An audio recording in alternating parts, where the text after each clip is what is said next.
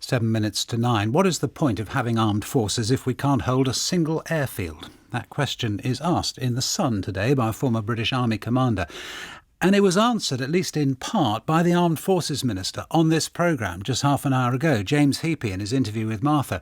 Mr Heappey is a former soldier, reminded us that we are asking 18-year-olds to do this work and to do it in conditions of great danger. And there are limits, there really are, to what we can and should try to achieve. So where do events in Afghanistan leave the idea of global Britain? Lord Darroch is on the line. Kim Darroch, former British ambassador to the US and also a person with a long career in the Foreign Office before that. Gisela Stuart as well, former Labour MP, co-chair of Vote Leave, now chair of Wilton Park, which is an executive agency of the Foreign and Commonwealth Office. Morning to you both.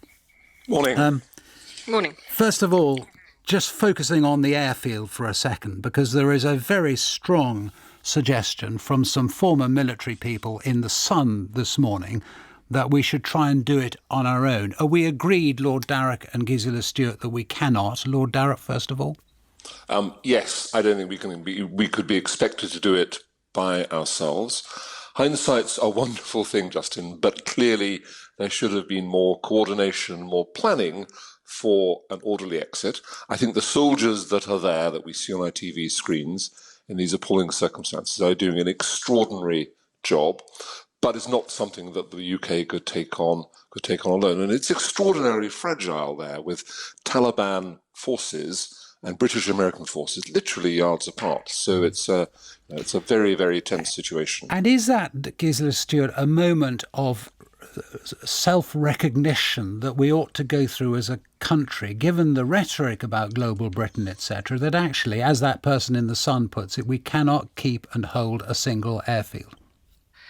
Tim Cross's anger is, in a sense, understandable, but I would put in the context that Afghanistan was military action done jointly by an enormously large international coalition, which included countries like Germany and our more traditional partners.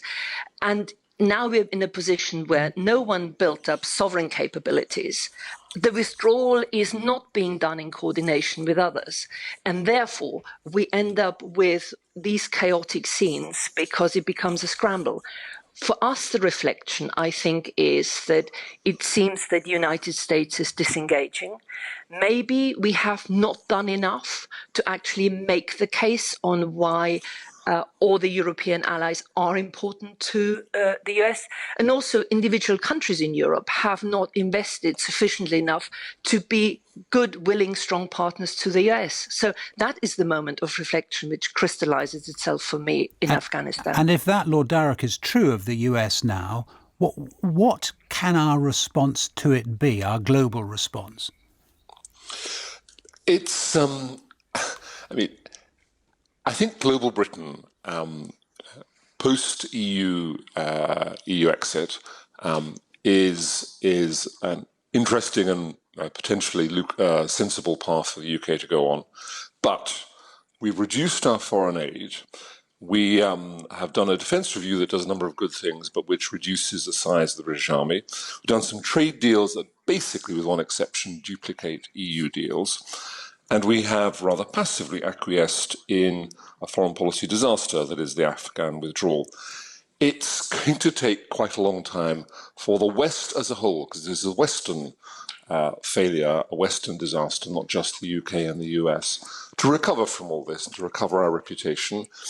And, the future lies, as Gisela has said, in those who aren't contributing enough to NATO, doing more, at least reaching the 2% of GDP that everyone has promised to do, and a lot more international coordination interaction. And tomorrow's virtual G7 meeting is a good start. Yeah, it'd be interesting, won't it, Gisela, Stuart, to see what happens at that meeting and to see whether, as some are exhorting, Boris Johnson does take some sort of a lead and possibly a lead that puts him into an uncomfortable position with other world leaders, including Joe Biden. And indeed, it will require for some uncomfortable things to be spelt out.